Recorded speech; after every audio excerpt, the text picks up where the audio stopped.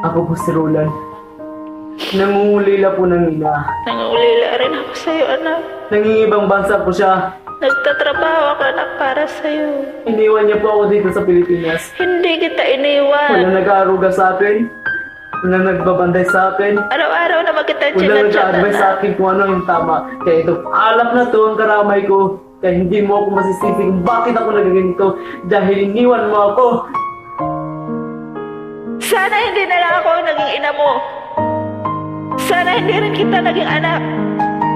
Ngayon kung iniisip mo na hindi mo ako pinili bilang ina mo, sana naisip mo rin na hindi ito ang buhay na pinili ko para sa inyong mga anak ko.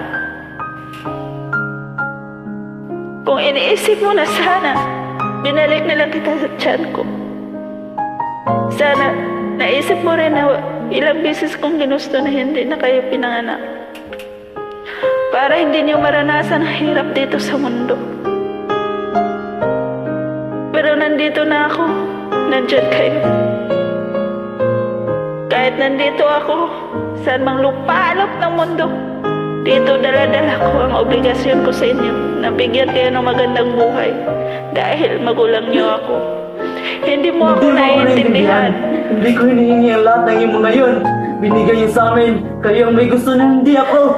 Dahil mahal ko kayo. Dahil mahal na mahal ko kayo.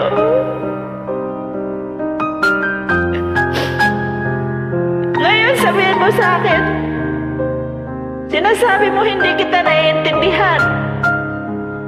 Bakit ikaw? Ako ba iniintindi mo? Kahit minsan, hindi. Sarili mo lang ang intindi mo. Sana kahit minsan, binigyan mo ng halaga lahat ng paghihirap ko sa iyo. Lahat ng sakripisyo ko sa inyo. Sana tuwing uminom ka ng alak,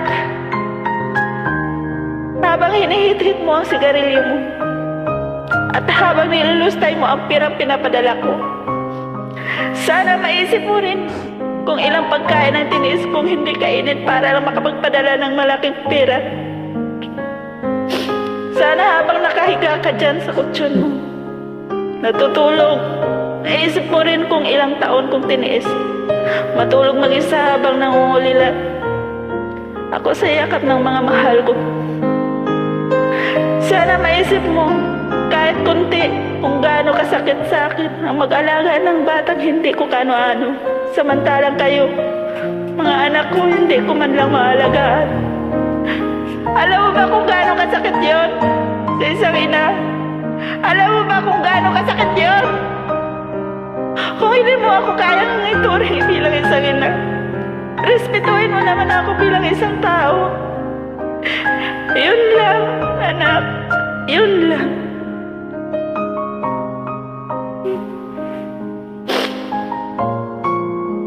Patawarin niyo po ako. Pinapatawad ng inanak, hindi ka pa man ang Patawarin susunod. niyo po ako. Hindi na po mauuli. Pinapatawad. Magbabagong buhay na po ako. Mahal na mahal kita, anak.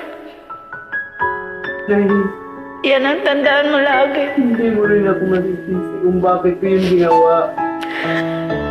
Handa po akong magbago na eh.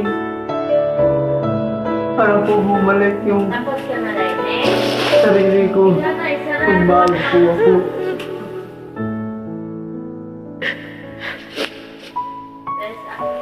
Ang hirap. Patawarin niyo po ako. Ang hirap pala maging artista, ako. Ay,